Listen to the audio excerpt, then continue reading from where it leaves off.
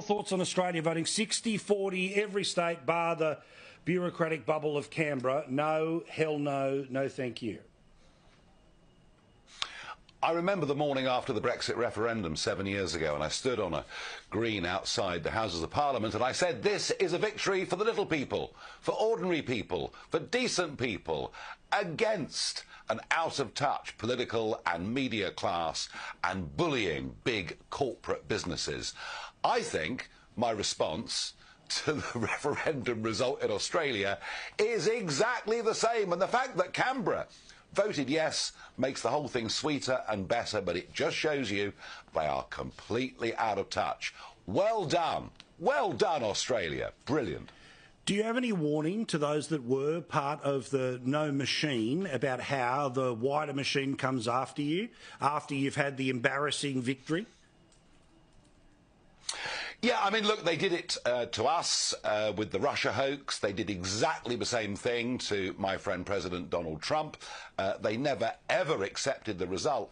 But I've just got a slight feeling that perhaps this is different in Australia. I think the scale of the defeat, the fact that all of the states outside that little Canberra bubble voted in the way that they did, I think it's going to be very difficult for Albanese to really recover from this and to really go on the attack. And I think, you know, the classic thing they would do is to say, look, you know, Australians were hoodwinked by racists and bigots.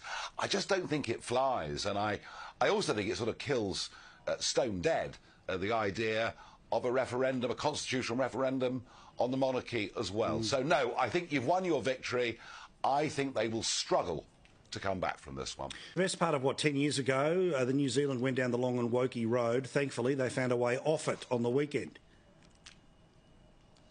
Yeah, absolutely. I mean, Jacinda Ardern was the most right-on leader in the whole of the Western world, and happily, her reign is completely over.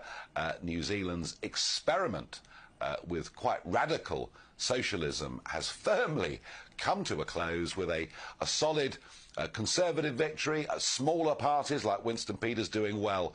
Also, common sense has returned to New Zealand. All in all, it's been a pretty good weekend down under, hasn't it? My oath, it has been.